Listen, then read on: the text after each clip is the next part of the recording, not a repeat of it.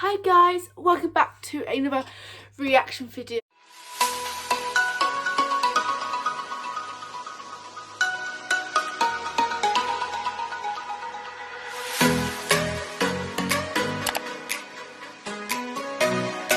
Before we get into this video, I just want to say, sit back, relax, go and get some popcorn and some drink because this is about to take an hour and a half to watch and react to. If you don't know, yesterday there was a big thing called #StopBlair, and it's F.E.A.T.S and Mikey and Brooke getting all the information and bringing it out to us, what happened with Roadtrip and Blair, and it's all now in a video and it's coming out at literally at 6 o'clock and the time is 5:59, so literally in a minute, sit back, relax, and we're gonna react to this for an hour and a half. Got my F.E.A.T.S hoodie on for, you know, everything. But yeah, before we get into the video, please don't forget to like, comment, subscribe, turn on the notification bell to get notified when I post, and let's get on for an hour and a half. I thank you if you do watch the whole thing. Thank you so much. That means a lot. You can skip it if you want to special parts, but I will be sat here if you need me. Anyway, let's go on the video. Here he is. Right, October. We've seen this guy for 7 months. 7 months. The last time we saw him, shit was going down. But because it's Brooklyn, we can't really remember what happened. So Oh. Wrong one, wrong house. He's getting in the wrong house. Hello. Fuck me in the mouth. Hello, mate. Seriously? Look at the shag pad. Mate, it's been ages, isn't it? Oh. I love their friendship. Oh, it's good to see you. 5 years, every day we were together. I know. And then suddenly it's like 7 months and nothing. It's weird. But we got Kitten now. And this one's you. Woo! Yeah, all the time. We're like, this is literally Brooklyn. Oh, look, it's blue. Alright, well, we'll cut there. It's Mikey. Oh. Sorry, dude. Bitch. Basically, we're just jump I have no idea where we just were, but introductions. Hello. What's going on? I'm Mikey. Are you? Brooke. We were in a band together, Roadtrip, did pretty well. We did a pretty good job at, you know, getting in places, and then, you know, some stuff went down and it was all a bit messy. A lot of us have kind of made up and just sort of haven't really thought about it since, because, you know, shit happens. Roadtrip went for 5 years. We went for 5 years, grafted. As the band members, we gave our everything to that band. We never made any money. We did it every single That's day. so sad. We saw our families maybe 2-3 times a year. That is literally all we did. Independent, no investors, no real management.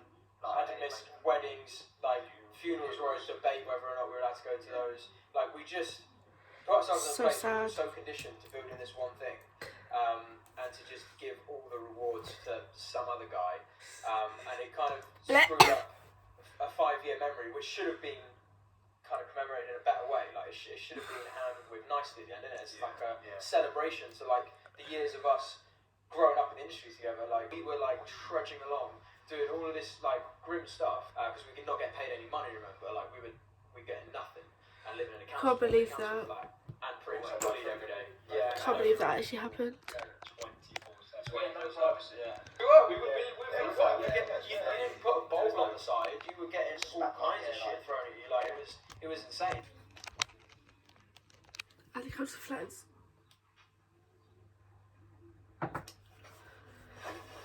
These conversations were weekly.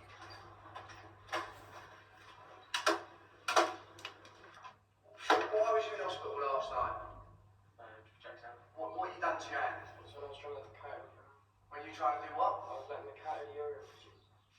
Sorry, what did what? Your table fell against the door, so I tried to get the door open. The door closed my hand. Right, My hand. so you've done something to your hand, have you? I've got 3 fractures. Right, has anyone else got a fucking injury? You got a shoulder problem, you got a hand problem. Like, what's the situation? Does everyone just need, from what I know now, I know 3 hospital trips have happened in the last couple of months. Right, let me tell you something now. I've spent the last 3 days solidly speaking to America to do deals for you. I've just had 3 meetings today on your behalf. You're doing my fucking wicked. I told you when I was in America, I'm not dealing with distress. Yeah? Right now, the Americans are making 2 boy bands. One of them signed to Psycho. There's another boy band that signed to a guy called Randy Phillips. That's got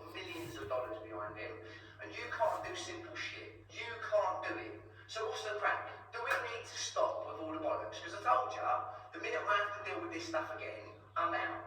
Oh my god. I'm done. I can't be dealing with it. All day long, I've been having meetings. The whole fucking day. 2 for Harvey, 3 for you. I think those two had an excuse because they were in A&E till 5 o'clock, and I think we were just tired. Right, cool. You were just tired. So you're just making up your own schedule. No, not at all. It's inexcusable. It's inexcusable. That's what it is. It's inexcusable. You can get on a bike. Your shoulder's nothing to do with the bike. You can go to the gym. The times to go to the gym are in the morning. The times to go to the gym are at night. The times to keep the house tidy are all fucking day long. I told you that when I was in America. I told you when I came back and I sat up there that I'd spent 6 weeks with no stress. I'm gonna cry. Is it fucking hard to keep the house tidy? Genuinely. Don't fill me with shit. It wasn't today, no. Alright, cool. Are you going to battle me with this? No, I'm just saying. You're going to battle me with No, this? but you're Genuinely, you're going to battle me with this? Because I'm fucking had enough, mate. I fucking have had enough. I'm up to my head working. I am working 24/7. Just keep the fucking house tidy. That's all you got to do. Oh my Keep the god. fucking house tidy. Not fucking at 4 o'clock keep the house tidy. All fucking day long. You eat something, you fucking clean it. It's not hard, is it? Do you know how many people I'm talking to on your behalf right now? It's doing my fucking wicking to be battling with you. It's supposed to be happy times, and it ain't fucking happy for me. It's easier for me to go, do you know what? Fuck off. There's loads of boy bands coming through that have all got millions of dollars behind them. Let's do that. I don't need to do it. I don't need the stress. How many times do we have to do this? How many times? How many times? I am sitting there taking some of the biggest meetings of your life on these moments. I actually wanna cry. You can't do the most simplest of shit. It was built off those pretenses. So like it was never gonna be this this nice place where it's like it comes from all these grassroots. That was really, like, my where god. it could have done. And then we took it off our own backs to build the brand and to come up with the music video ideas and to start progressing the actual marketability of a product, which is what we then went on to do. And Blair tried claiming credit for a lot of different aspects of that and did jump in where and when he could, but for a 25% gross commission, which ended up being a 75% of our profits commission, it wasn't worth it. He was costing us so much money for doing nothing and literally being in LA and managing Harvey. Not He was not doing not only that as well, the fact that he then, because he didn't put the time and effort and the energy into his artists, like the band, that responsibility then fell down on other members. So like yourself, it was the fact that it fell down to members in the band. Things that should have already been The problem was he tried his hardest to make it clear that he was the boss, but never acted like a boss ever, or like a leader. Definitely not a responsible one. Like some of the things he did, like he was never. But then was happy to let us and in myself in like a lot of areas make decisions as long as he was still the boss. But that should and then part of being the cat. You should never have been put in that situation. Either I shouldn't have been put in that situation of him claiming to still be the manager and taking huge percentages, or we should have just had a good manager.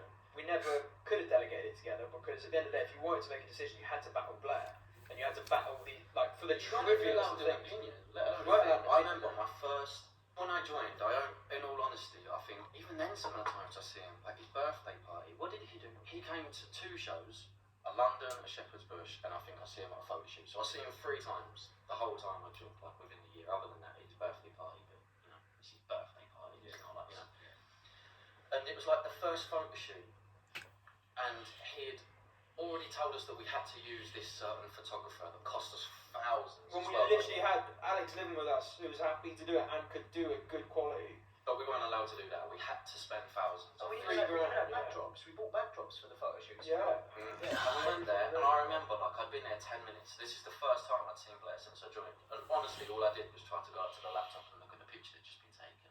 And it was essentially like, who the fuck do you think you are? Get away and stand in a corner. You don't have a fucking saying what photos are being taken. iTunes, like, it's got nothing to do with you. Is this how much of a say we get things here? When you're never here, like when you're never here helping, and then when it all starts coming to an end, all the blame gets pushed on other people's shoulders and not his own.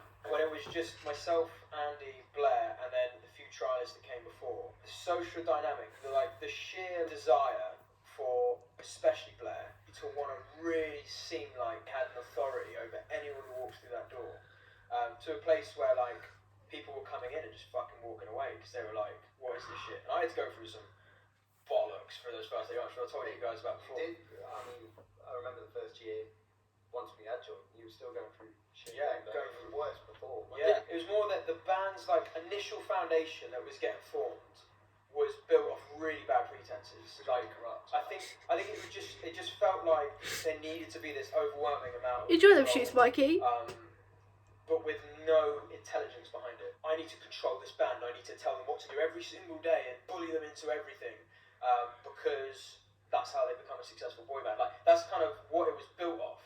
And I tried my hardest in those first 8 months to be like, well, all right, then where's the productivity come from? Like, what are we doing? You guys like saw all of that over the next 2-3 years as well. How there was no direction. It was just like I remember there was a vital conversation between us and Blair, where I remember you saying about what good does it bring to the what good does going to the gym morning and the night bring to the band? Like how was that growing us? Oh, I've heard about this. This was quite a strict thing.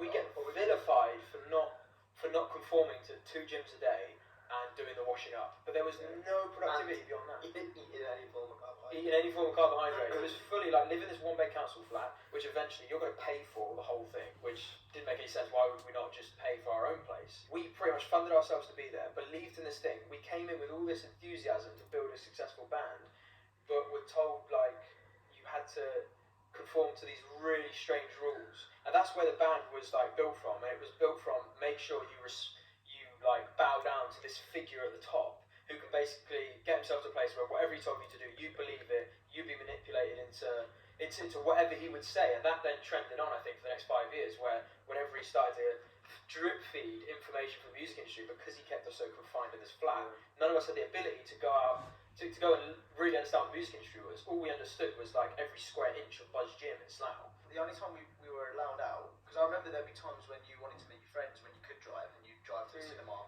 and you'd get phone calls. Same for me, all of us would. It wouldn't be just you. Like, we'd all get phone calls, and it'd be like, "Bro, where are you?" And they'd be like, "Bro, you've got to be here now." And then like you'd be like, "But why?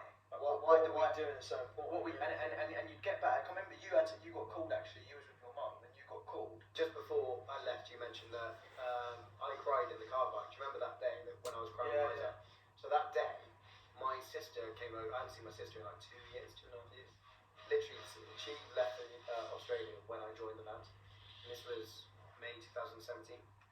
And she was over. It was the first time I'd seen her. I was told, you can go out until 3 o'clock. And I came in at 3 o'clock. Like, 2 of the members were still sleeping. Like, this stuff was happening. And that's when I freaked. Do you remember I freaked out? We had an argument, didn't we? And I was like, what is this? Let's break it down, because the logic behind it from Blair's side, or from whatever kind of manager think this is the right way to,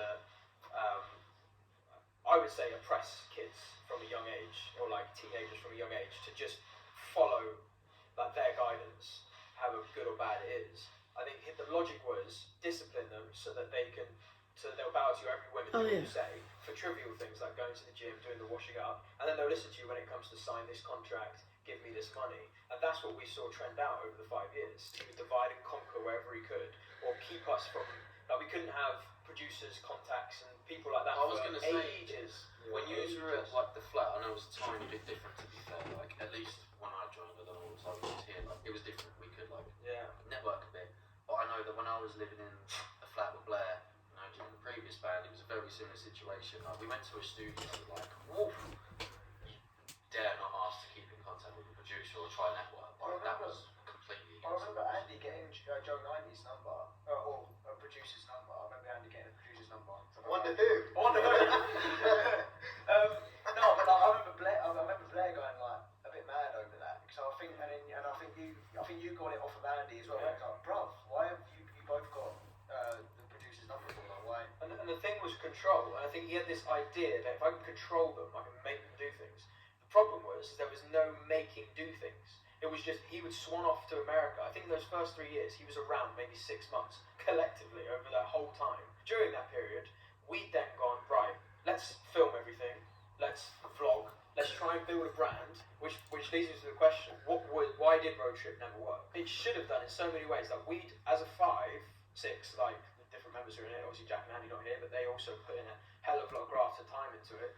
Why did it never work? Because it should have done, and it did work in a lot of areas, but it was never allowed to get beyond this bubble of control, which was limited to a guy who we saw maybe a few times a year, but claimed to be our manager. I think you summed it up though, like with what you said earlier about like how all the foundations with what Roadtrip was like it was built up on like a damaged, like shit, like built up on damaged, a damaged dynamic for one, and then we lived in that damaged dynamic like for 3 years So we until desensitized to it. Yeah, and like where we lost so much freedom, I think, and like opportunities, like I missed out on a wedding, I think you missed out on a wedding as well. Like I think that resentment then caused this to happen. But I genuinely think it's bad managerial, like It's crap management, and the lack of any management is what I think is. But the expense of like 4 managers in one, like that was like we were paying so much money to our manager that did nothing. Like in the grand scheme of things, did nothing to really help and support us. Not only as young men trying to find our way in a really tough music industry, but also as a brand and as a business and as artists. Like we had to just figure out everything. boys at one point. Boys at one point. You came in at 16, didn't you? Yeah. To be justified to get paid the kind of money he did was just to manipulate everyone's idea on how much he was getting paid and how much he was actually warranted by saying that us paying for his two expensive cars, us paying for both of them, was a tangible expense because we used his car maybe twice on different tours. I drove his car on one of the tours, wasn't even there, and he actually used his car for doing his own on-the-side tour management that he did with Western and these other artists, where he was making money as a tour manager and networking with his car. That's why he bought his car, so he could network in that industry, make money, but we're the ones that paid for his car, and we hardly used it. We used my car more. My car was used more for touring, and then we got a tour manager. So we never needed to buy his first car, and definitely didn't need to buy his second car. Fuck knows why he bought his second car.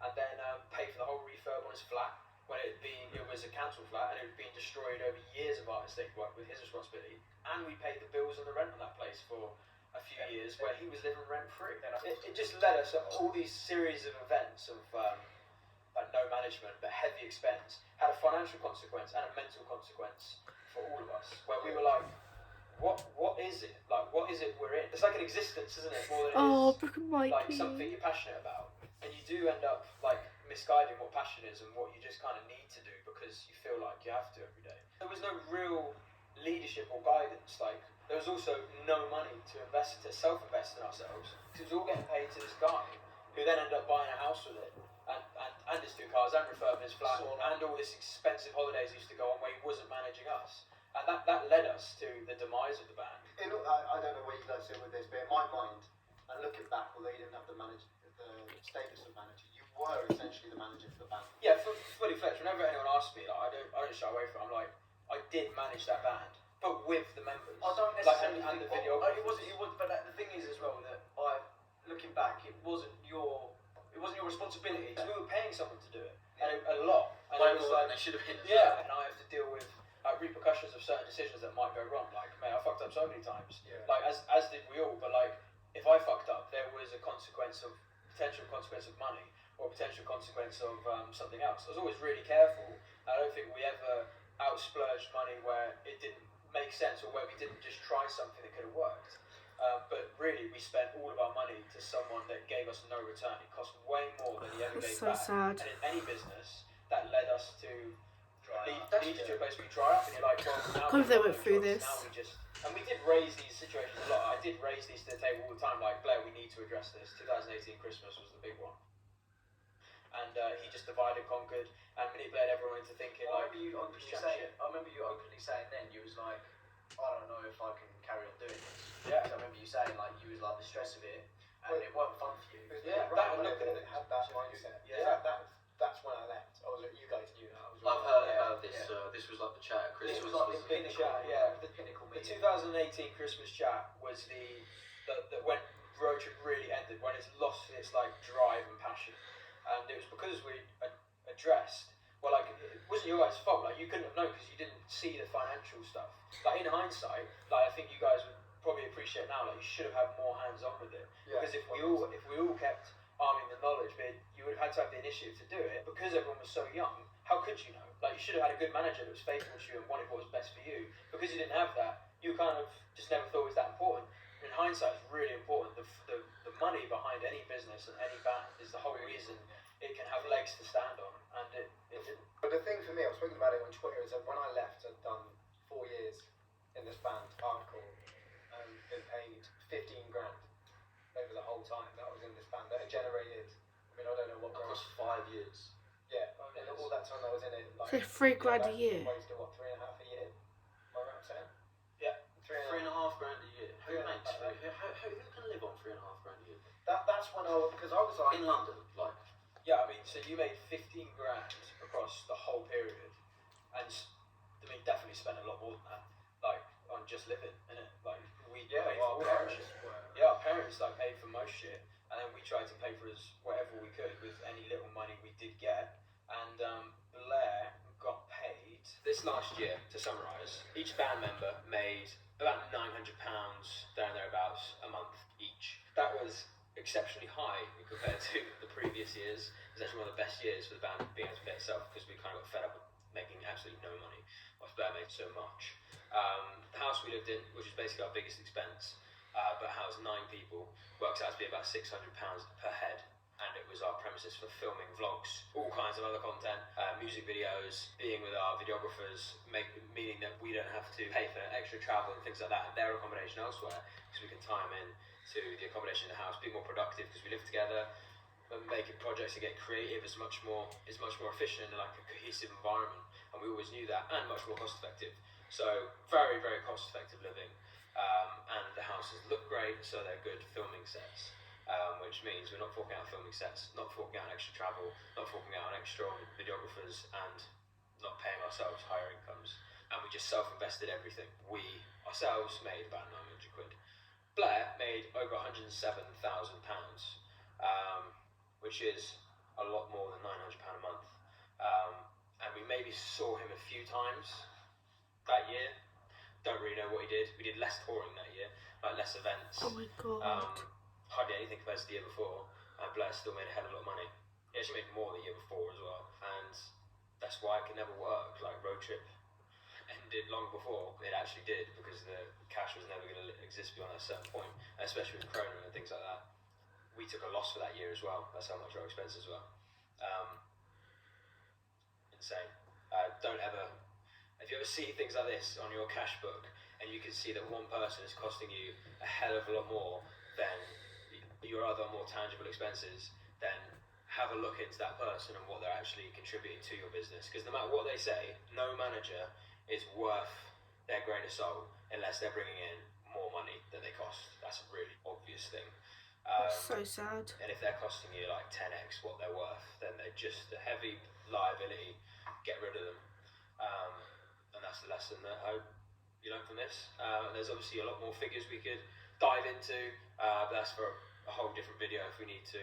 But for now, yeah, back to the podcast. It was easily around 100 grand a year for the last 3 years of Roadtrip. Yeah, it was 6 figures, wasn't it? 8 grand. Oh yeah, massively 6 figures.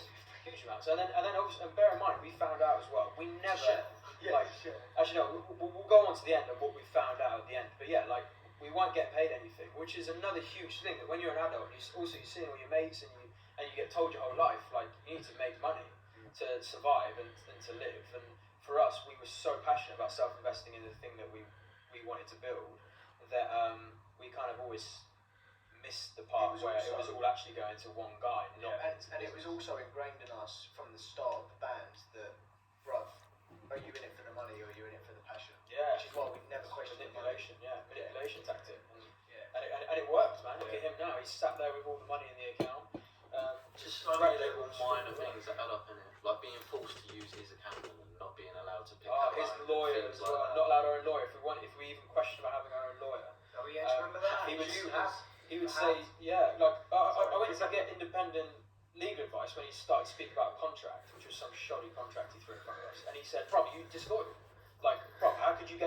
it, blah, blah, blah. Do you not trust me, bro? For like 3 years we've spent doing this. And I'm just like, bro, this is standard practice. Like, you need to get independent lawyer. Just quick, anyone out there, if someone tries and does that tactic with you, Do not do it. Do not do it. they're a bad egg. Yeah. Alright, that's a red Get flag. independent legal advice. Get it. I don't care how close you are to them, how long you've known them. If they try and pull that shit on you, don't you trust me in that. I wouldn't even bother getting it looked at legally. Look out for with legal yourself. advice, I just walk away from it. I don't know about you, but at the time I didn't see how bad that was. I don't know if it's because that was a couple of years ago. And That I might be just- because you was in it. When I That's what I'm joined, saying. when I was new, and I like found out that our accountant was Blair's, I was like, oh, it's a bit odd. How come? It's like, oh, we didn't have a choice. And I in that. stressed it. was Do you false. remember I was like, I thought that as well at the time. Do you know what it was? Definitely from my perspective, most likely from yours as well. Yeah. Like I'd left college, I'd left school, I'd never done, the only work I'd ever done was, in Bristol, like this part-time job of, never knew anything about finances or accountants or any of this stuff.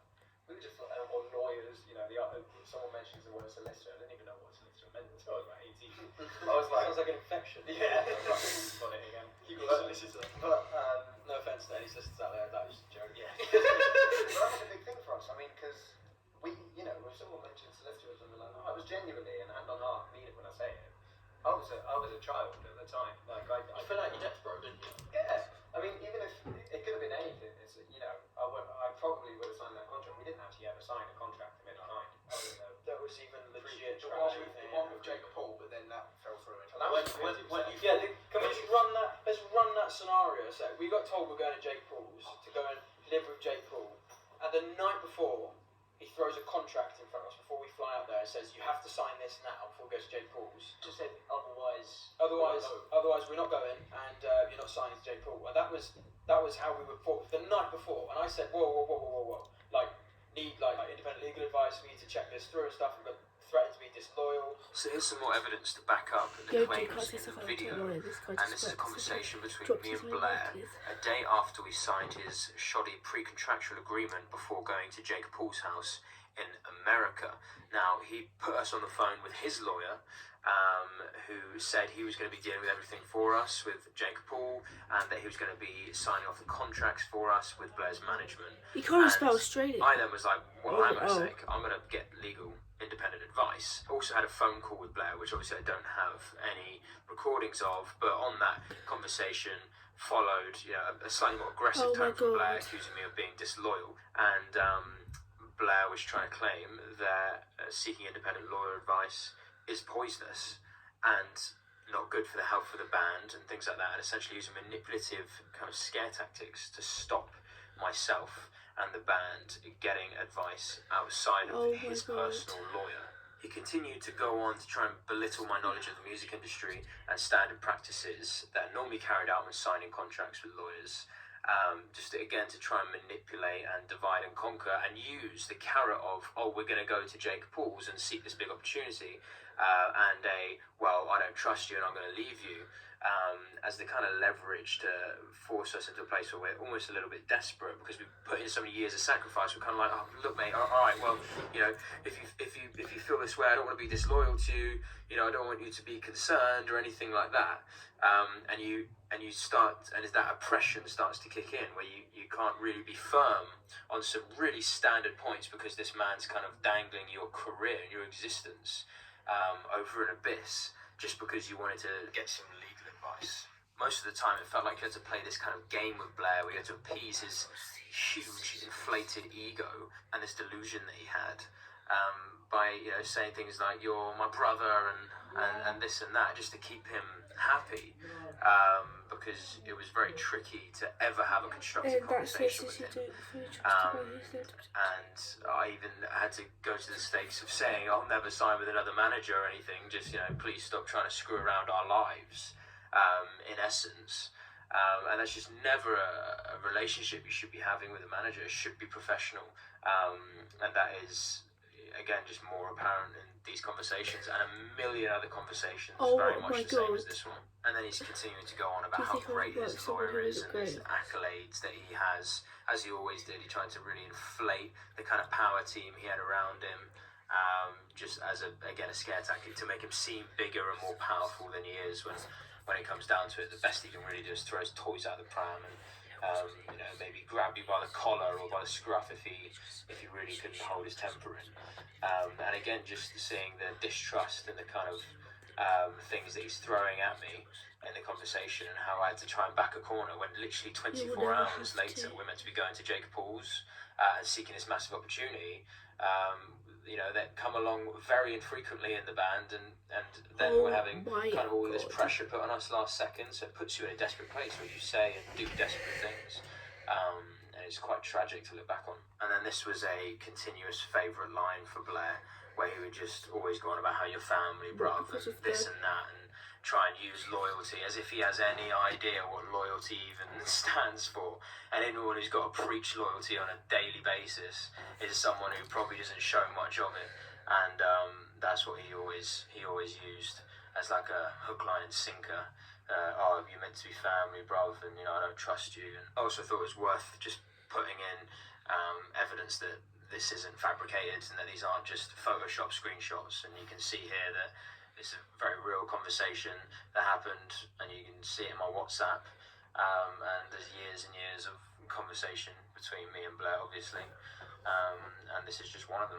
And a few of us did speak out at the time about it. That's but at the end of the horrible. day, you got forced down to do it because we missed out on our career and our opportunity. The thing that we were building whilst he was swanning off to other countries doing fuck all. He threatened to take away within a second because you wouldn't give away 50%. It's also worth noting that was a pre-contractual agreement. Yeah. So that was based on contract. if Jake had signed it. And that's what he still stands on today legally. He still stands on that contract being a legitimate contract when he's never sent it to any of us, even though we've asked with lawyers and ourselves many times. But we're like, he's like, oh, I still own a part of you, I've got this contract. And you're like, alright then, let's have a look at the contract. And all of a sudden it's like, no, you're not allowed to look at it, it's fine. Well, I just trust me that I own all your money. After I left the band, he rang me for about 3 hours and we had a full chat. And to be honest, I was shitting myself because I didn't know what I was doing. He's like that, man. You can be scary. Like. Yeah, I didn't know what I was doing, so I was on my own just recently. I literally had no one around me, whereas the last 4 years I had, 4 people around me the whole time.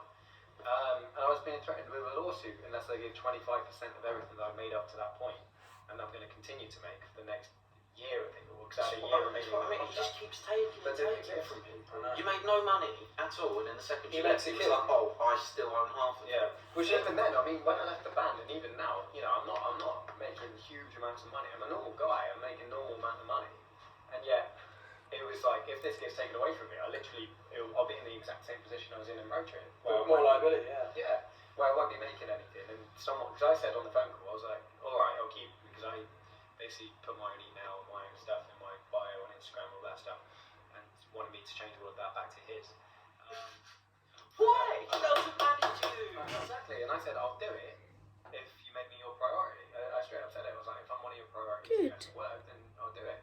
And he started laughing, and he was like, just laughing at me. I was like, oh no, then. So he said, you've got to give me a load of your money, and you went, alright then mate, as long as you actually put in some effort for me and work. And he laughed at you and went, are you stupid? I ain't going to help you, I'm just going to take your money. Well then, 3 months ago, so I refused to sign anything.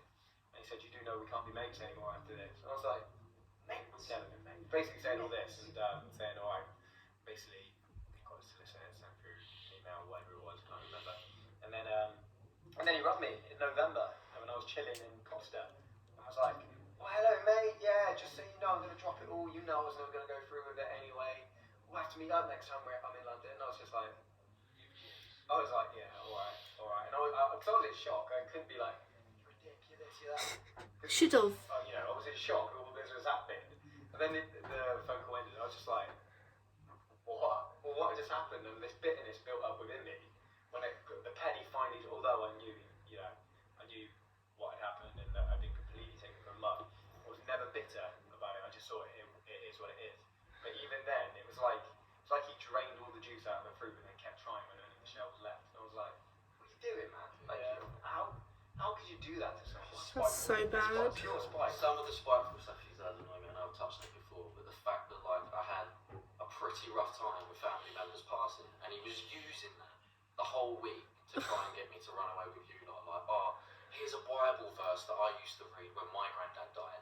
And then the morning of me burying my nan, I'm getting all these bullshit messages like, really thinking of you today, Ryan. Like, hope you're right while you're burying your nan. By the way, give Brooks mum a call because Ryan stole a load of money off you. I'm like, just fucking ignore it. You're trying to get literally no less than 24 hours later, when he finds out I'm not going to run away, he's like telling me, like, I get a massive message about how I'm like the biggest piece of shit that has ever walked the earth. Like, I'm an absolute scumbag because I won't basically go online and lie about where I'm stealing a load of money. Oh my god. Literally no less than a few hours ago, you're sending me all these Bible quotes about how you're my best friend and you're really going to help me get through my nan's death. And an hour later, you're telling me I'm a piece of shit. And then That's you're so going to tell bad. everyone in the music industry not to touch me with a barge pole. Because I essentially can't. Just talking completely from my point of view. I don't wish bad or harm upon Blair, but I do have a lot of sorrow for him because of the way that he treated us. There's a reason he treated us the way he did, and it's not because, I mean, I don't know, he's been shaped into the person he is Greed, today. bro. Just greed. It is, but I have sorrow more than. I had a time where it was pure bitterness, and I was like, I hate him, I don't care what. But now, the way that I see it is like, I feel very sorry for him because no matter how much money I have or whatever happens, I'll always be happy. But is he?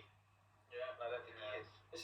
It's a good point, but I think someone who's that greedy and that kind of maniacal just wants to look out for their own interest, even though he knew how much we were struggling the whole time, not only financially but also mentally, and just as young men, like together, and boys growing up, like he knew how much he was, but as long as his pockets were getting lined with a good sum of cash, he didn't give a fuck. He was never around. He was off on his expensive holidays in Thailand and wherever he's going, pretending to do whatever he's doing with Harvey. I say pretending loosely, I mean, fuck knows what he was doing for all that time where he couldn't speak to us or couldn't manage us properly. And we get a few WhatsApps that were like, oh, make sure you do this for this company, like, they're not going to pay you, but it's an interview in, like, some place in Europe and it's going to do, like, Yeah, how often did you get this? Because when we were in, I don't know how much truth's in it, so I can only say what I've been told. I don't know no truth in this, but every time we did like a show or just something for a company, it was, oh, this is free, like they're not going to pay you for this, but what happens is if you do it for free, they put you on like a massive show in the summer, which Yeah, of course never come around, did it? Yeah. And I think the biggest thing is that he knew he wasn't managing us properly.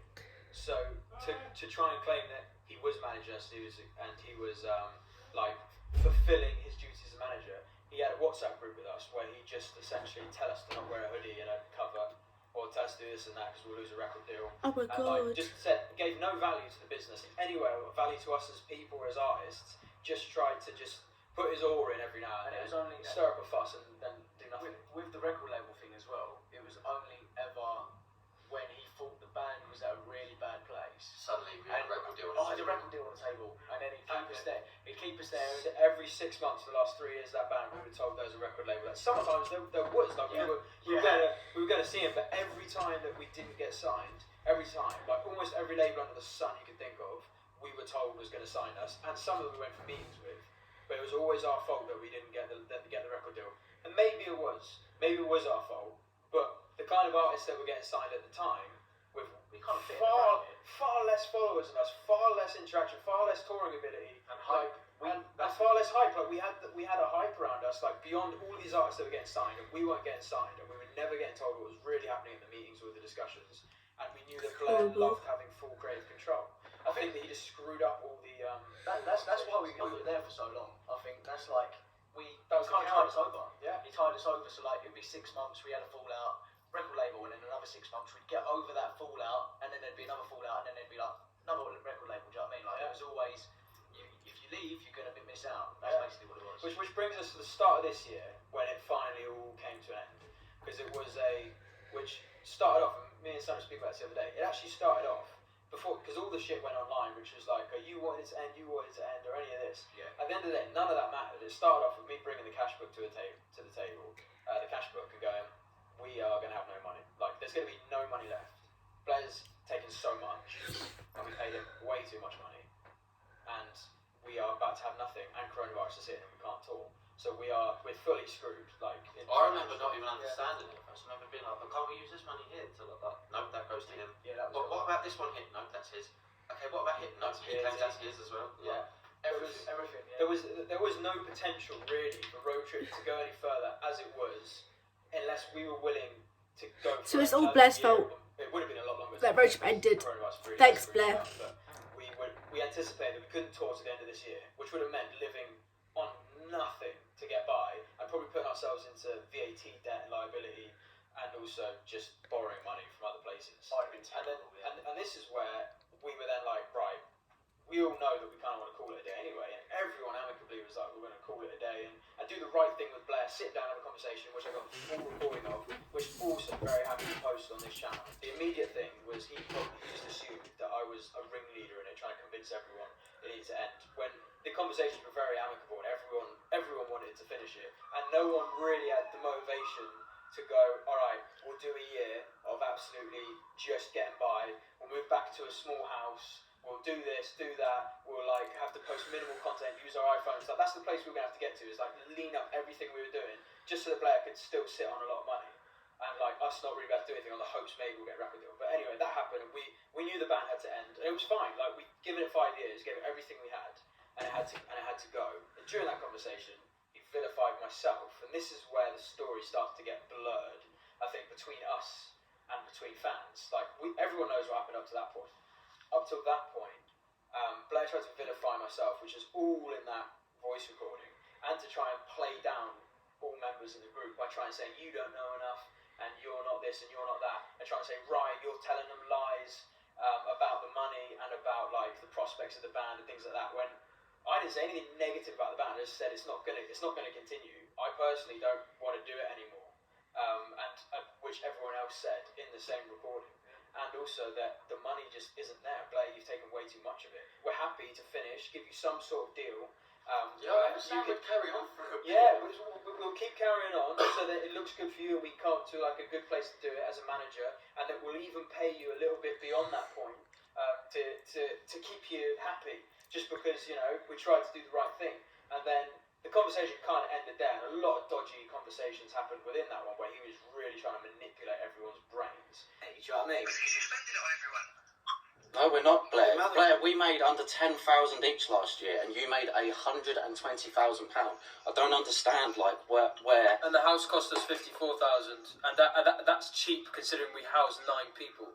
And that's the production level we need to grow at the rate we did. Like, it all makes sense. It's all business expenses, but the biggest expense on that sheet is yourself. And we are not offended by that in any way. We are cool, like, with everything moving forward. Cool. You've gone and told them a load of bullshit, right? But I haven't. You've gone and fed them a load of shit, mate. But that's what's on the accounts. And Penny at the moment is doing our end of year, and from that end of year, we will see the same thing. And that is like, I can't. There's no way of manipulating those numbers. It's different. If we are living together and we're not in a band together, it's totally, because I can go to Ryan, have a normal conversation, and we get on fucking well, and then as soon as business gets involved, that's when we fall out. Like, because it's conflicts. It's just conflict within the business. And that's exactly what this is.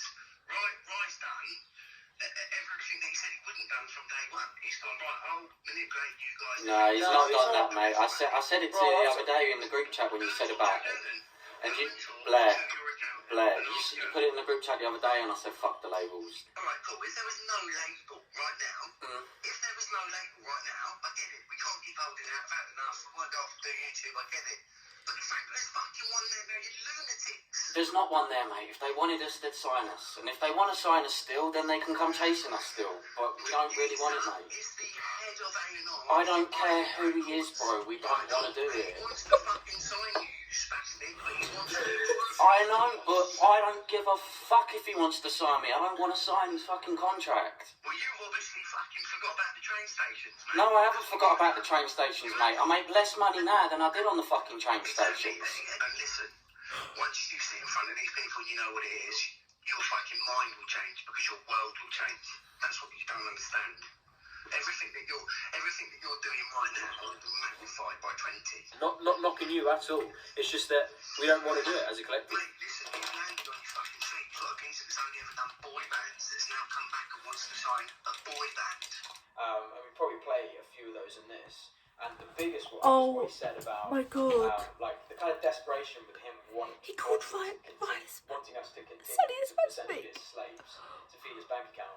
Is he said about us, why don't we just, here's a scenario, why don't you get a record deal, yeah, to see if this record deal works. He tried to say there was one in July coming, and he's like, just wait till July. Oh, there's going to be one in July. And he tried saying, if you hold out and you get the record deal, even if you don't want to continue being a boy band, you can just take the advance pocket it, punch each other in the face, lose the record deal, and keep the money, and then you don't have to be a boy band anymore, but you've got all the money from the advance. But the problem is we don't want to be a boy band. Okay, call it whatever you want to call it.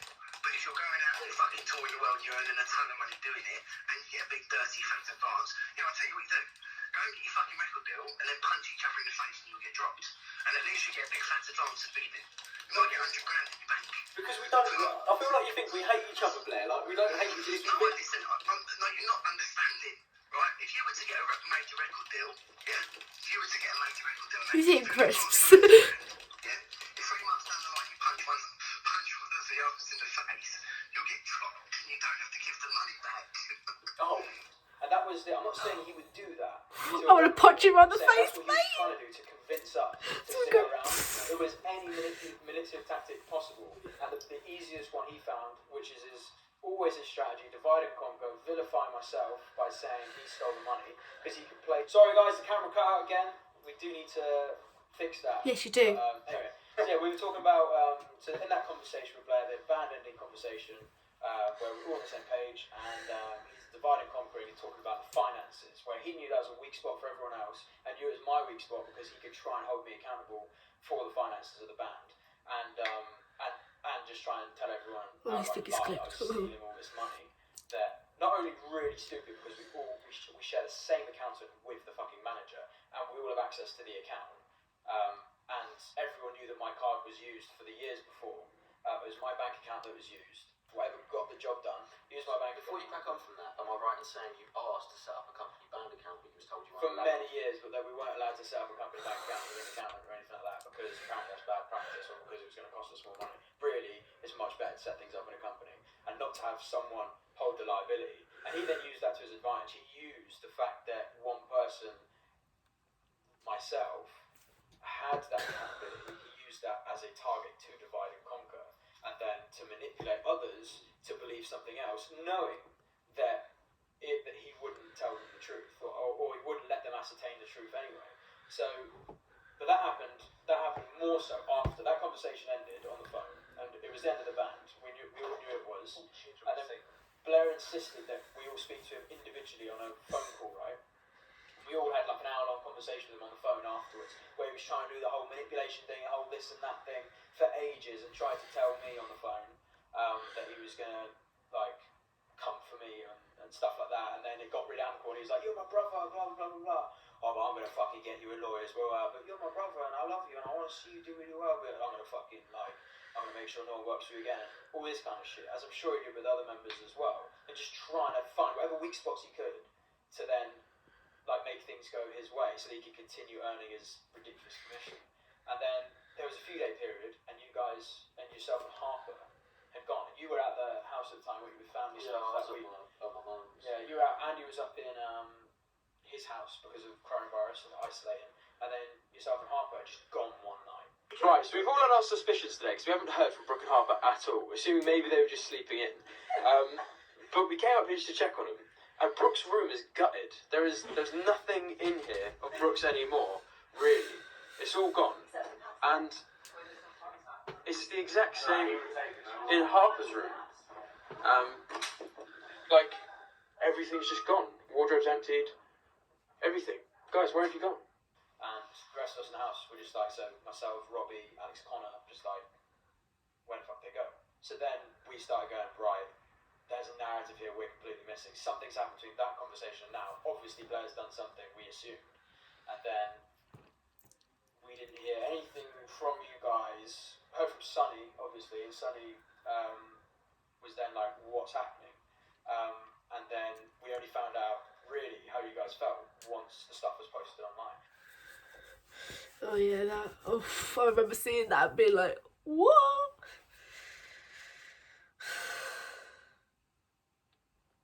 So what happened between that conversation we all had on the phone with Blair up until all the stuff was posted online? Because we've not actually spoke about this yet. We've never actually known what's happened. So obviously he was doing that stuff where he was like, "Oh, bro, I love you," and but then he'd be like, "Yeah, I'm gonna come for you and sue you, bro." So like he was doing that, and then it got to a point where, because I think there was a conversation about obviously in 2018 as well when you was there, and it it was that pinnacle meeting where the financials came into play, and a lot of the blame for money was you, like, taking it, supposedly. So then obviously he knew that by bringing that back up, being like, bro, where do you think the money's going? Obviously there was already that conversation prior to being aimed at you. He then used that to, like, kind of make me feel like, oh shit, maybe like, I need to get out of this scenario and situation. And then he was like, yeah, bro, I'll look after you, make sure that you come here and stuff like that. So then I was like, alright, sweet, let me just get out, because quite frankly, I don't want any confrontation. Like, I can't be It's a arsed. pretty scary, like, situation. Yeah, in general. Like, it's a big deal. The end of 5 years of what you've done. And how, imagine you went all over the place. oh yeah, and how it was done as well was just fucked up, if I'm honest. Like 2 a.m. in the morning, like, after 5 years, do you know what I mean? But anyway, so I got back with Papa to my house, and then my nan's got like a little like a bungalow in our garden, so we stayed there to film content, do whatever, and then Blair was like, bruv, write out this. So he got us to write those, what you saw on the Instagram and Twitter. He got us to write that, and he's like, just listen word for word. And I was like, and to be fair, me and Harper actually battled and was like, with Blair, it was like, we don't want to personally attack the boys because we just look like dicks, like, and quite frankly, like, it just looks like we're sour. So you was worried that you was going to come across like defamation of character. Like, I didn't want to do that. I was like, fair. this defamation of character, that is wrong. I don't want to do that. And he was like, bruv, just listen, just write like this, and you won't be in defamation of character or whatever, blah blah blah. And I was like, alright, so I wrote it out. Anyway, posted it. And obviously, shit went down. Shit hit the fan. Shit hit the fan, bro. Were you scared personally? Like, did you think of the repercussions or the consequences of what was going to happen? Like, were you scared? I'm actually shaking so much right now. He gave me an ultimatum of get out with me or stay with Ryan. I'm going to sue all of you. So I was like, at the time, I was like, damn, I'd rather just get out and then just take things as they come once I'm out. Which then at least I know. When someone's telling you they're going to sue you as well, that's a pretty worrying place to be, especially when you've got, like, I'm sure you won't mind me saying this, because we're all in the same boat, had fuck all money. Like, I don't know what he was going to sue us for. But My mate. But he did say that. He said, and if you haven't got money, then your family. So my family would then He obviously. said he'd come for your family. Yeah, which is why I was obviously then my family were like, probably go with Blair. Maybe he's not lying, or like whatever. Yeah. So I went there anyway. I went back home, and then knowing I had no money at the time, then I was going live on TikTok. He was then going, where's my 25%? In all fairness, actually, when I said, look, come on, man, I've just come out of the band, he actually did ease up on the 25 on that particular. Yeah, made hundreds of thousands of pounds. Yeah. No, he was missing it. That is true. But and then so then that happened anyway, and then knowing that we had no money, he wanted us to come up to meetings to the bench that we bought him. I love that you mentioned the bench. I remember it. The bench. No, so we went up to the bench with me and Harper, and we was literally like, when I say we had no money, and he knew this, and he had a car, so he could have just driven down, but he never did. So I think I met up with him like 3 times, and he was just like basically, and then we wrote out something to, I can't remember who it was. It might have been his lawyer, and he was like, you need, and this was over the phone. Sorry, after I got back from the meeting with him, but then he sat me down, rung me about midnight, and was like, write this to my lawyer, and was like basically saying, I'm going to sue you. He said to me on the phone, I'm going to sue you if you don't write this, so you need to write this. So I wrote it, and it was basically stating that we all had an agreement, a legal obligation within a contract or whatever it was, and he was like saying, you've all got a contract. So I was like writing it out, and then I sent it to his lawyer, and he was just like, cool, it's fine, thanks, put the phone down. And literally from then, he basically wanted to carry on Roadtrip with me and Harper, and I was like, no. I was like, that is stupid. I was like, are you serious? Harvey even came out and was like, no, you shouldn't do that. I told him, and then that was one of the reasons why I left as well as obviously the suing part. Sorry, I know you're in the flow of something, but can I ask what was going to happen with Andy then? Had Andy? Maybe that's a question for Andy. So I got told that. So you met Andy, right? Am I right? You and Sonny met Andy? Yeah, we went to try to speak to all of you because Blair was obviously making sure that none of us could speak to each other so that he could drip feed whatever information he wanted. Pick whatever, yeah. So me and Sonny were like, nah, fuck that, we're going to drive to everyone's houses and just like make sure that took the laptop and went, here's the bank account, I was told here's not the to see facts. you. Yeah, we knew about that. So we went to see Andy and went to see you as well and sort of spoke to your fam and just went, here's the bank account, here's my personal bank account, here's all the transactions of money that he's trying to claim. Yeah. It's because that's where it was all built on that pretense. And I was like, there it all is, like it's all there. No money has been stolen from my part. And I'm not saying Blair's stolen money that I know of right now. We later found out that he'd had kept a lot of money, and lots of money that he hadn't told us about. At that moment, I was like, here's how much money he's just taking because he can manipulate us to take it. And that's where the problem is. Like, that's why there's no money in the bank. It's not because I've stolen anything. Yeah. It's because we pay him so much, and we've raised it for years that we can't do that. I can't afford to do that. That there is no money left, and that was like, and I think that kind of muted the whole. Like from that point, I didn't really hear anything else. It was then very quiet. Yeah. Well, the thing that I was like, the thing that kind of like put me in a position where I was like, I think you are just a charlatan, like you are just chatting bollocks, basically, is where he was like as if like it was nothing. By the way, like he was just like, oh, I gave away the YouTube. I was like, what? I was like, you just gave away the band's YouTube to Rye. Obviously at the time I was bitter, but like he was like. But he had it though, because I'd always had it. No, but obviously then I was thinking. Because at this point you're being told that you're about to rebuild the Roadtrip band at this point, and exactly. then he's just said, I've given away your exactly that. He never gave anything away though. He could never get it because he stole the ones he could and took those back. And the reason being is because he wanted to carry on Roadtrip with. Yeah. But then I was like, what is the point in doing the Roadtrip thing if you've given away the YouTube? And then I was like, must be for leverage, or it must be like I'm going to keep him quiet, like a hush thing.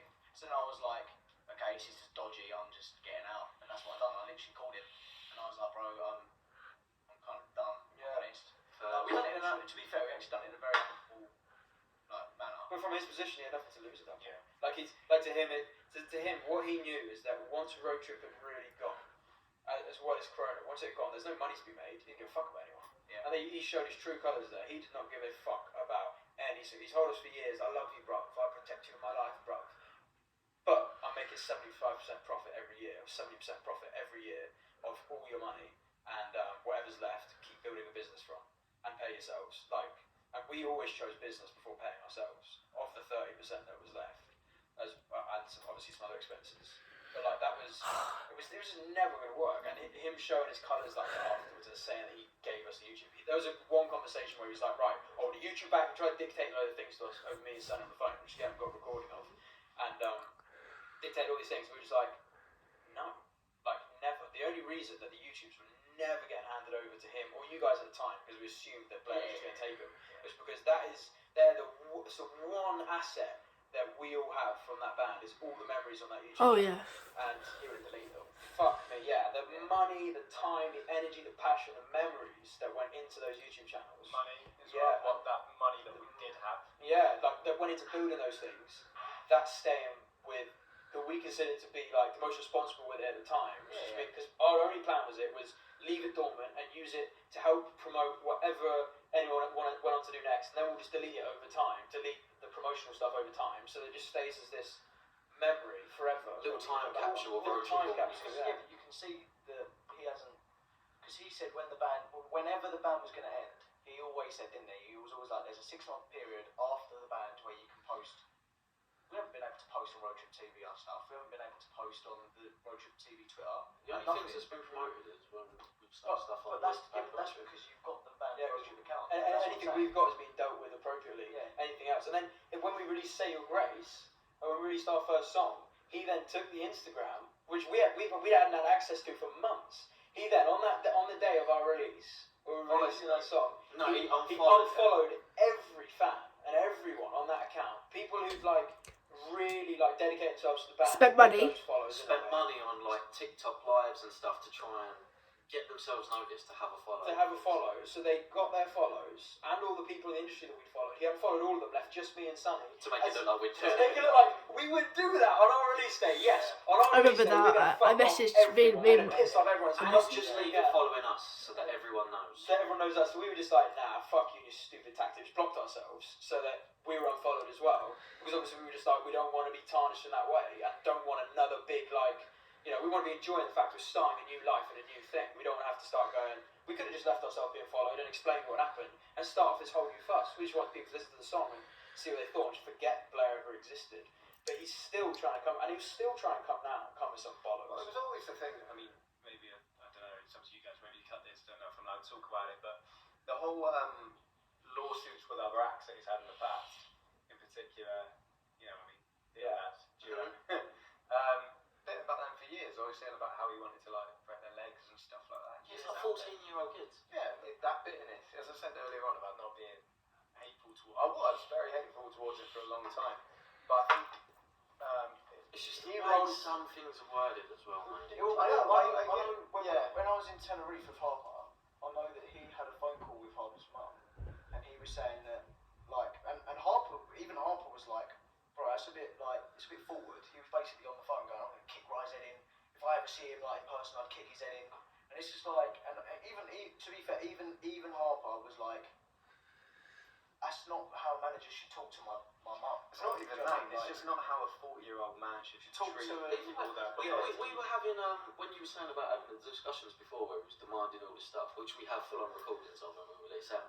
I remember I said something chipped in. He was like, Sonny, you didn't get say, mate. You can shut up. I'm dealing with you in a different way. Right, I'm just letting you know, there isn't a negotiation to be had. I'm going to tell you what I'm telling you, and then if you're not cool with it, then no problem. I'll just get the legal to proceed and do what they're doing. Then that doesn't sound amicable.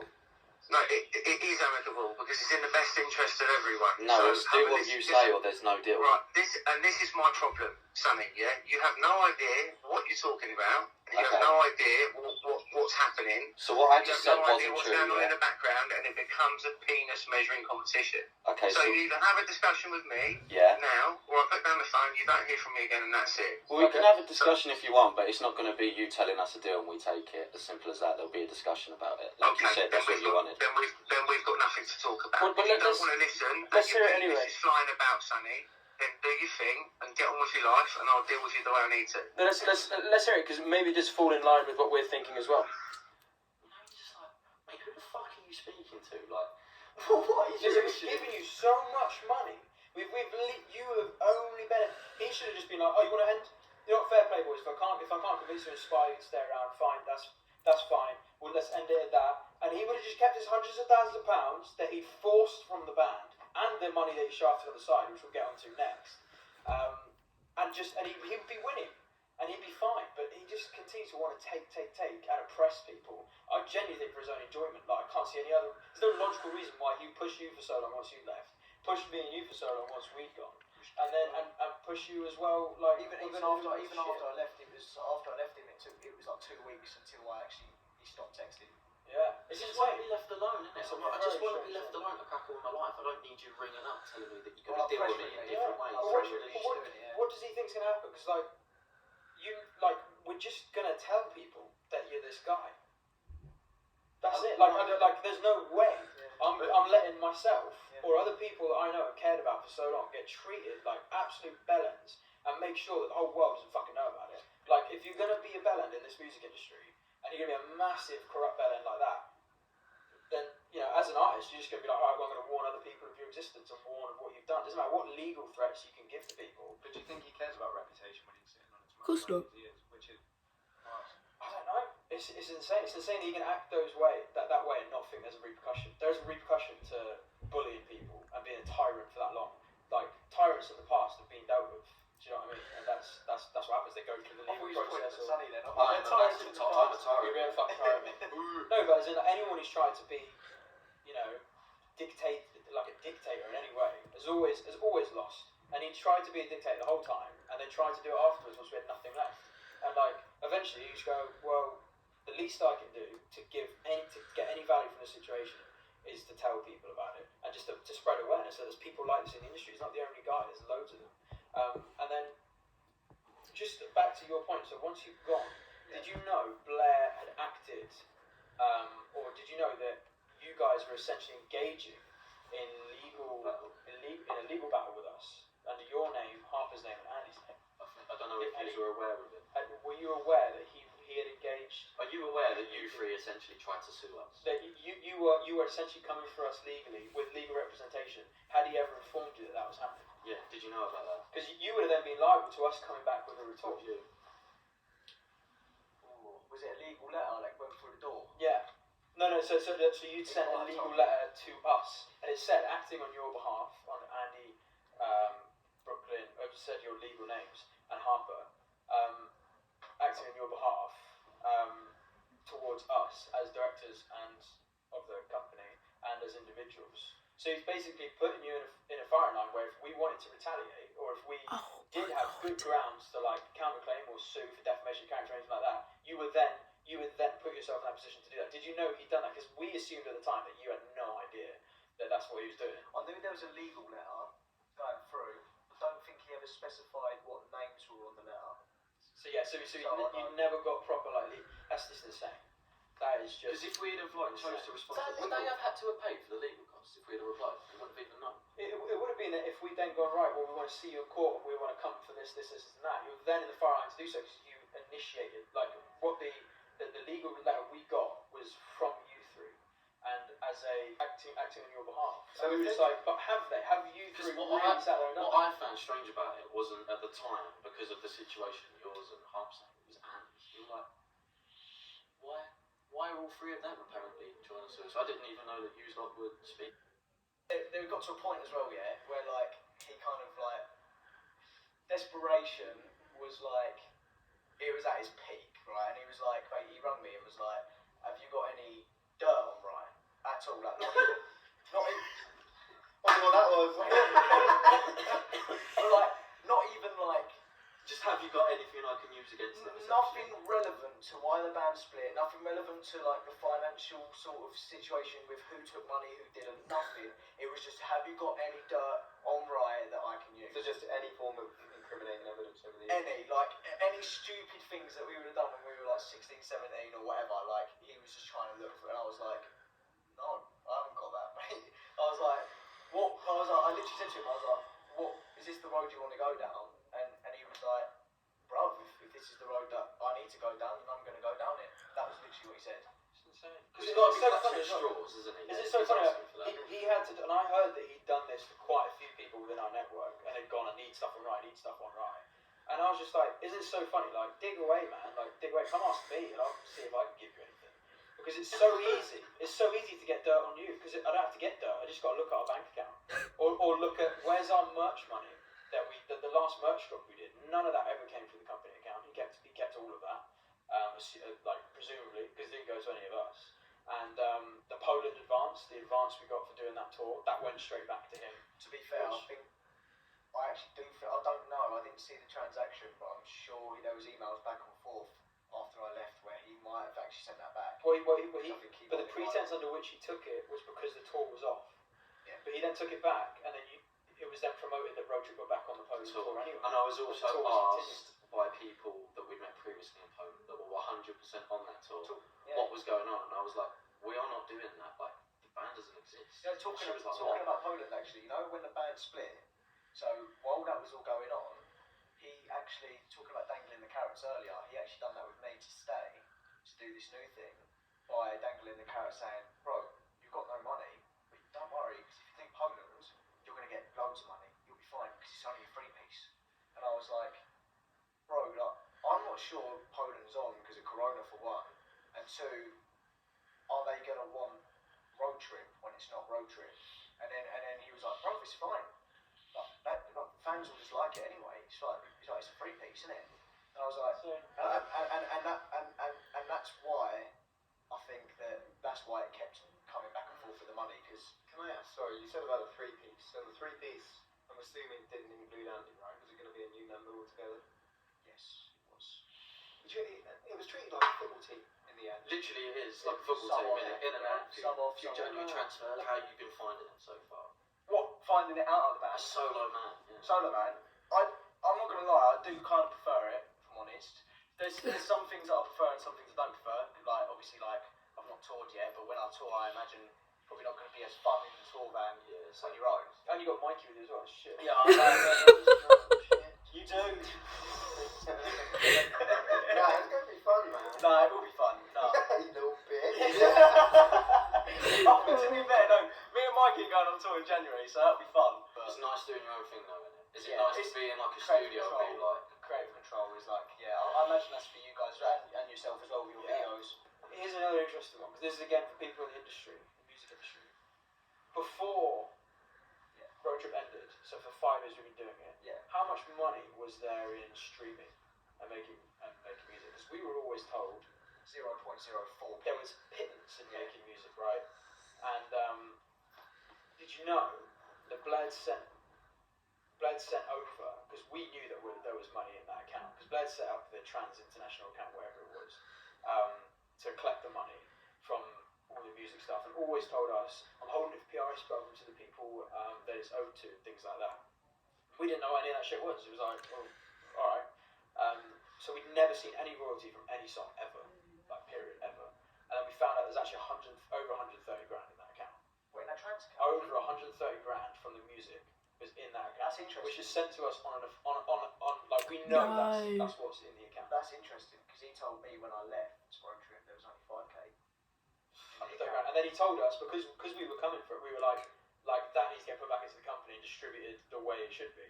And then he said no, because you owe me a car still, and then his gross commission and all this other stuff. So it's actually about 4 grand owed back to Roadtrip, which is bollocks, because we'd already bought his cars. Like they were already bought. Not that we shouldn't have bought his cars in the first place. They were already bought. It's a separate thing. And then there's 130 grand, and then there's his Regardless of that, the commission. principle is, however, it could be a quid in there or 130 grand. I mean, have 5 grand. Like, if it's someone else's money, give it to The principle is that was Roadtrip's money. That was And we spent so much money making that money exist. Like the only way that money ever existed and got streamed is because we paid for music videos, we paid for all the marketing, we paid to make the songs. The camera got out again, and we're back. I think we were saying all the money went into making the music to then have this return on investment, which was great. It was there. We never told it was there, like properly in the right words, and never shown an account of it. And we find out it is there, but we're not going to get it. And it's all just like.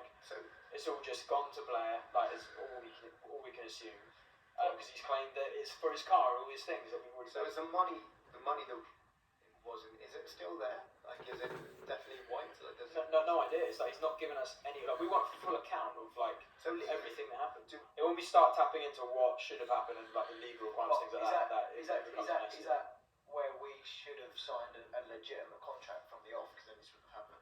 Well, it's what he knew the whole time. He deferred signing a proper contract for a long time because he knew he could then get the maximum period out of us when it came to tying us into a contract at our most lucrative stage, i.e. when we signed a record deal, when we were making a serious amount of money. He knew he could just keep siphoning off money whenever he wanted to. Yeah. But yeah, I mean, fucked up. Completely fucked up. Like, but that happens in the music industry, and do you know what? I don't even hold any resentment against him. We did, all as a 6, and Roadtrip you consider to be a 6, including Blair, facilitate a situation at the start where we could all learn something, and we did get exploited the fuck out of. Massive life lesson. But it's a huge life lesson that a lot of people never get to I think experience, and it's for that I'm grateful. impressive, mate. Like, I think what Roadtrip did, considering what it had against it, was impressive, mate. I think it's Turned the head sick. externally. Yeah, It's awesome. I think it's worth noting because I think a lot of people, I see a lot of people saying Roadtrip failed. Roadtrip didn't fail. Roadtrip did not Roadtrip fail. was incredibly successful. It was literally, from my eyes, I mean, it's subjective, but I consider it massively successful. That we all went from this. No one will do it again. No one will do that again. With no money. Wait, I have a boy band. My boy band would do it. Oh wait, again. Mikey Mike. To do that from the start, with no money, nothing. Not really. The fans weren't there. Nothing happened. The Anyway. fans, when you think, I've never thought about it until now, but considering everything it had against Roadtrip, the fans the whole time were the ones that were just slightly like giving us that like boost. Do you know what I love about Roadtrip fans? The Roadtrip fans are so different to any other kind of fan or fandom because what they do is they build you up all the way, right? But the minute that you did something, they'd be like, "You're a dick." You're such But a I still love you, but you're a dick. And I was like, "Thank you." The fans kept us humble, to be fair, when we learned to go in. I think without the fans and without each other, as the 5, like it would be fucking hell. hellish 5 years. Oh, Like, yeah. borderline torture for a lot of people. Absolutely. But because we had each other to banter off any shit situation, and the fans giving us like a reason to keep pushing through shit, like we did get something great out of it. And I kind of do resent that we didn't do. I feel like we didn't do enough for the fans and for how much they gave us, because like we was like in so much struggle for so much of it that we struggled to look beyond. We couldn't explain that either. Yeah, you couldn't explain. You couldn't say like, oh, by the way, this is happening Yeah, financially. we can't afford to come to Spain. Yeah, we can't afford to do those things because our manager's taking the money. Like so, and we tried to plan it, but he told us we weren't doing it. Like we tried to do all these things. It's very tricky to translate. So like we ended up having this detachment, I think, which was really hard. And also, like, when it was all mentally drained as well, like from being in the flat, and it was sort of massive, like, build up for 5 years. We never really, we kind of got caught up. I definitely got caught up with like not thinking and sitting down and thinking, fuck, this is sick. Do you know what? I mean, No, as well, because that stuff was sick. But I'm going to be quite blunt about it straight up. I've spoken a bit about it on my socials, but you know, a few of us were battling like eating disorders. We were battling things like bullying, Family loss. family loss, Yeah. and literally all that we had was us five and the fans. That was it. And we had our family on the blower, but that was it. We didn't have. It's hard to engage with our family even, wasn't it? Like because it was hard to relay everything for it to make for the context to work for your family to understand it. You had to really give them a shit day, and I could have just never done that. Like I'd have to go right. So by the way, here's how shit my life is, and how much is against me right now. And then so how was your day? Yeah. It was just like I just never wanted to engage in that conversation. So it was always like, how's the band? Yes, cool. We did a music video. Like, another music video got like 1 million views and stuff. It's like, but to do that, like all of this shit, it was really hard to relate to anyone other than you guys. Do you know what? I started telling people about 2 years into the band. I stopped. If I met a randomer that had no idea of Roadtrip or anything, I didn't tell them. I told them I was a plumber. I told people that I was training to be a plumber, or that I was doing something. I never told people I was in a boy band. Yeah, because I was not. Oh yeah, a bit embarrassed. Not by the band or the brand that we created. So I was incredibly proud of that, but by the lifestyle that I was living and by the way that I was being treated, the lack of money and stuff like that. But be honest, there's a lack of self-respect. Yeah. Like you lose respect for yourself in those situations. This is what we want all artists and anyone out there to avoid is like you're gonna get screwed over by people, period, happens in any industry. That's not necessarily unique to music. There's gonna be dodgy managers in McDonald's just as much as there is gonna be in music. And there's gonna be all kinds of shit that fucks you up. But if at any point you pass up your self-respect for someone else's quota or for your own career, that's something that we are very fortunate to have learned over the last 5 years, is that we can now hold a certain accountability to our self-respect because we know what it feels like to literally dedicate your every day in your life to something but not tell anyone what you do because you have that little self-respect for it. Like, if we had self-respect and all of those things, we would have all been like, fuck yeah, I'm in a boy band. Fuck yeah, let's do new music. This is Some not me. girls I was in a boy band. That was Yeah, obviously. obviously.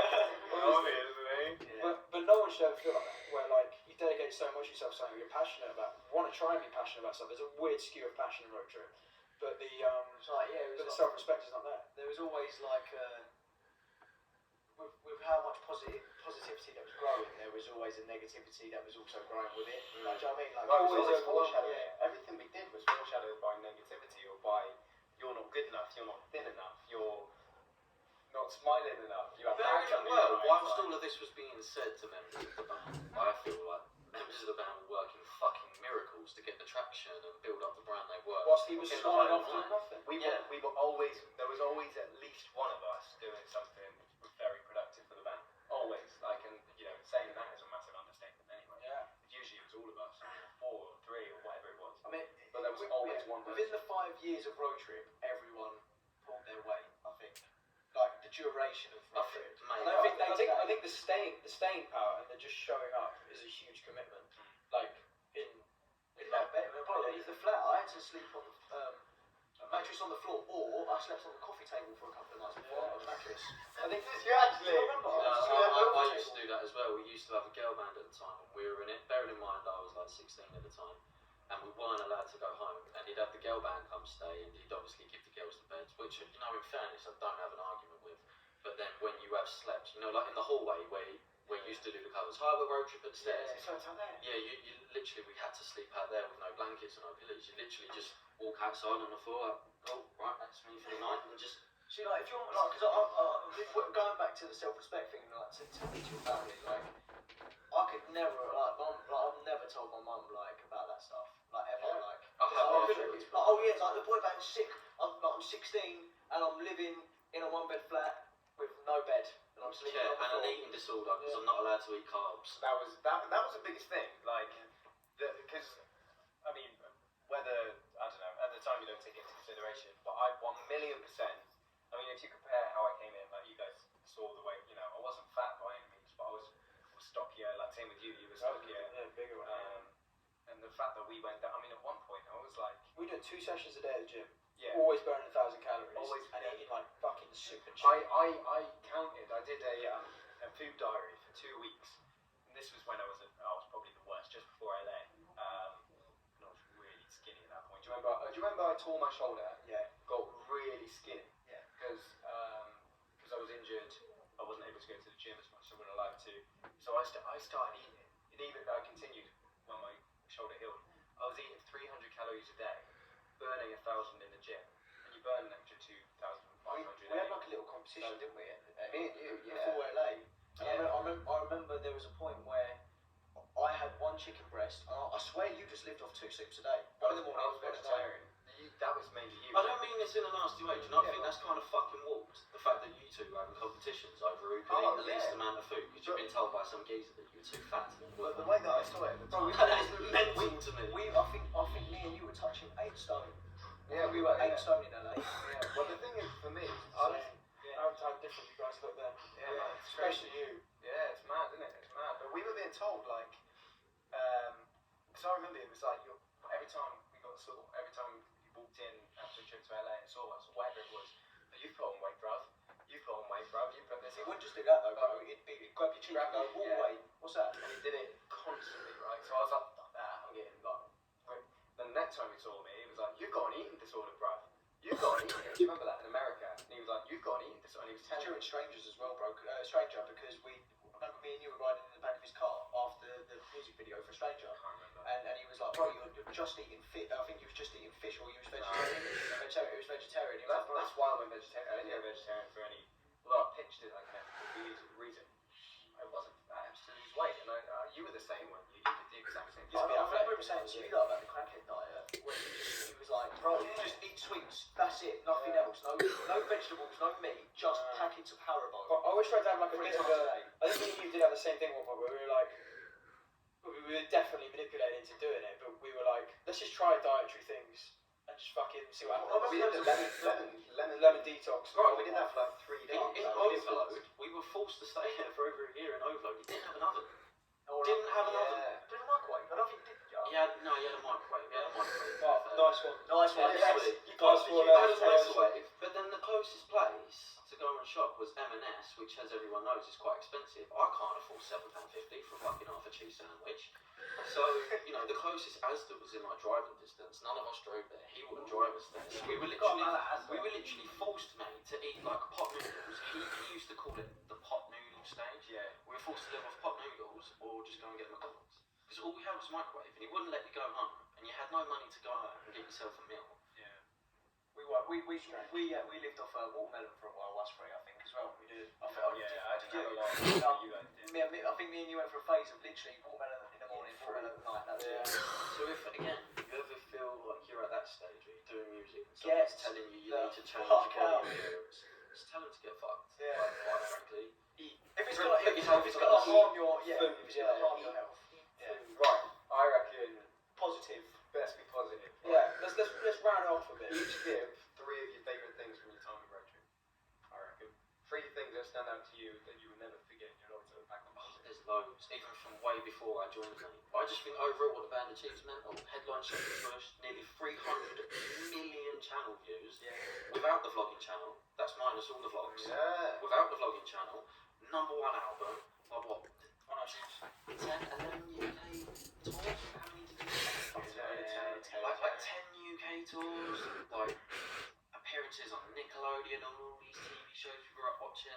Mate, I think the band did sick, to be fair, considering what it had against it. Considering what it had against it with no investment, nothing, as organic as it Just us. and it was self-managed. Yeah. I think that's mental. That's insane. And we lived in two pretty dope places as well, which were cost effective, regardless of what he tries to say.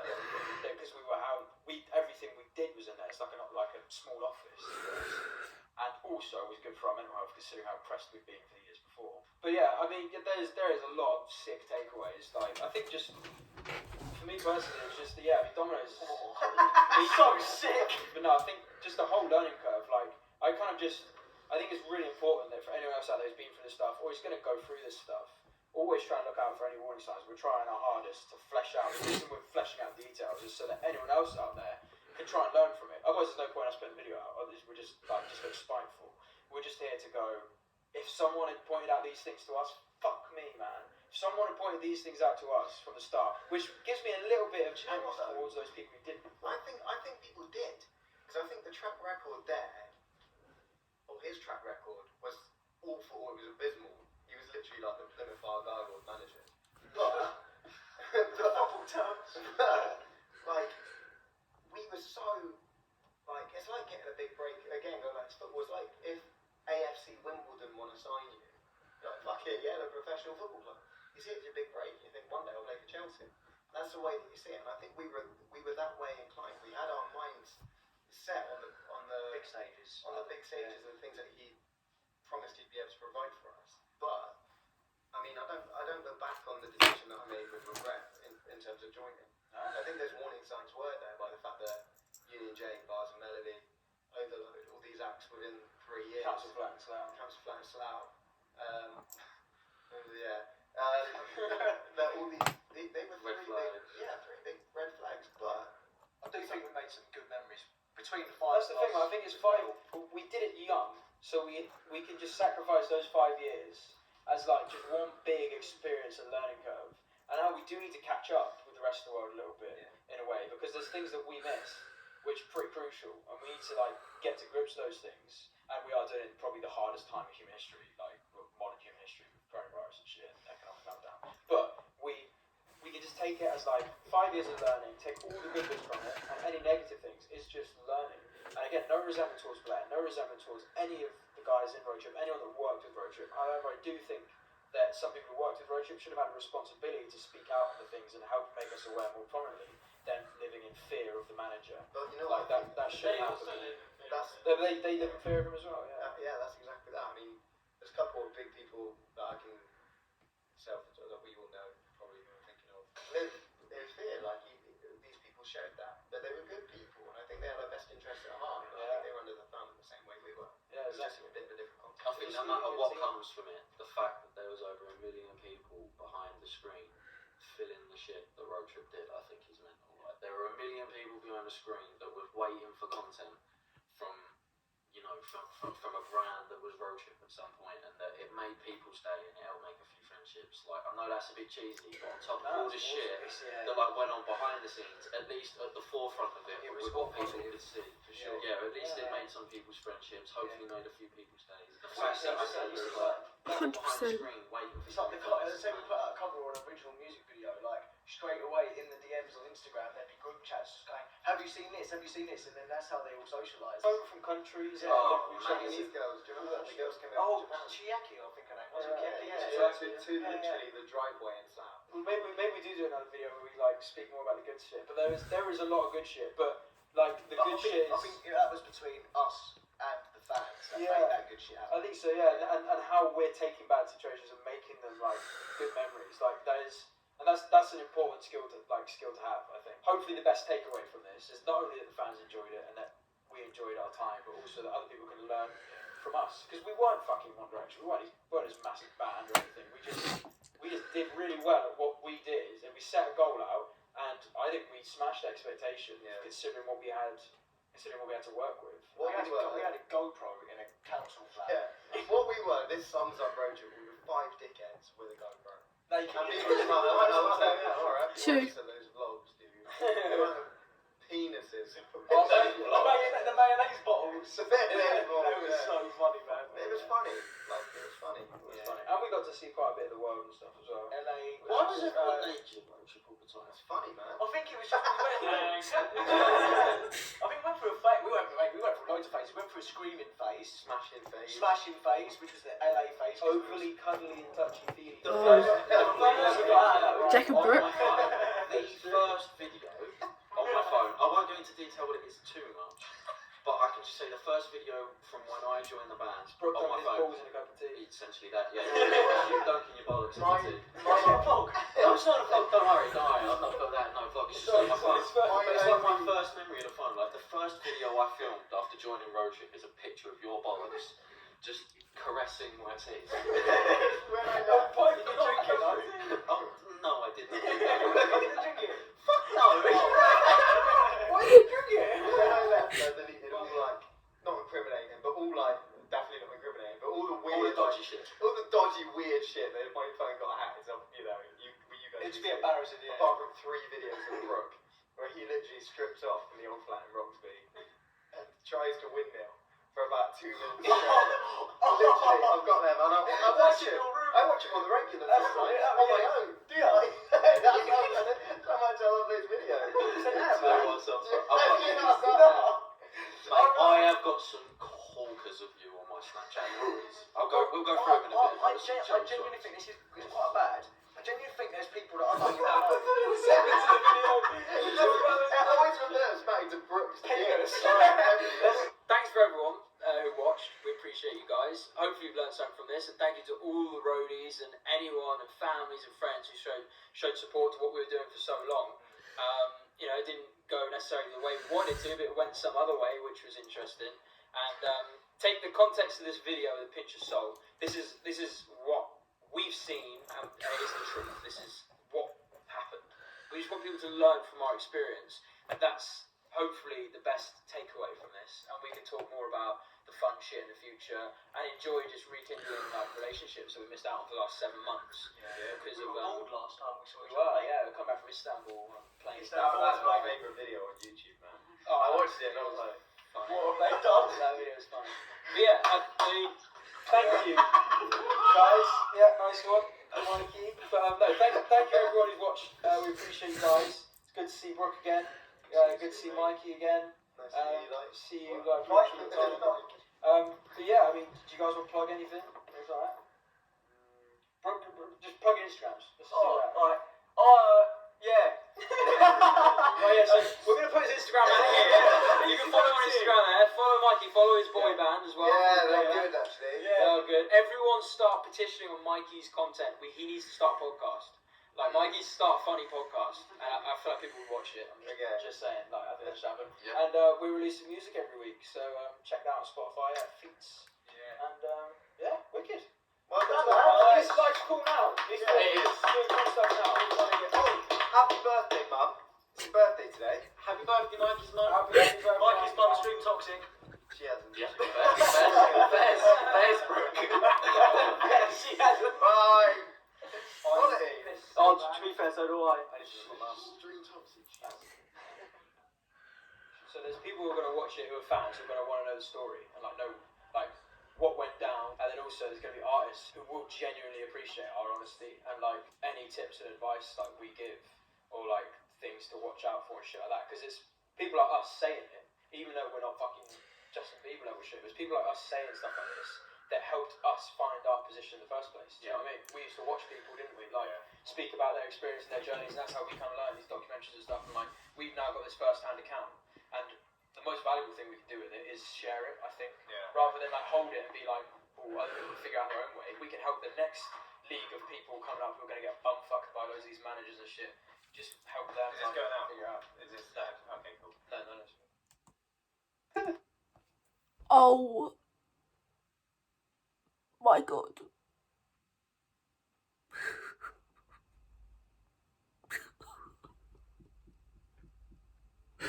Oh my god.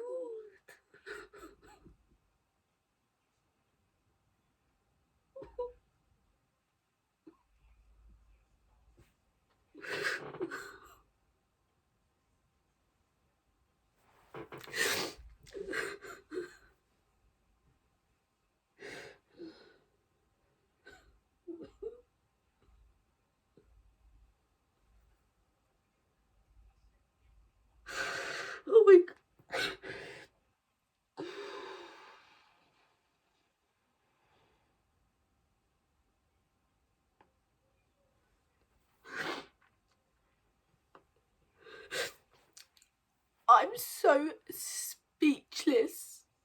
I can't believe they went through all that. None of us knew. None of us knew what they were going through. They did that quite like secretive.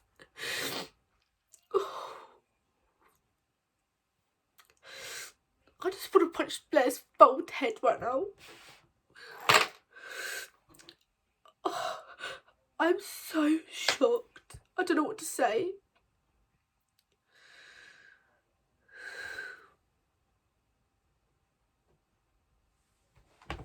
I actually can't believe that happened. Oh my god. That actually happened to them and no one knew about it. Oh my god.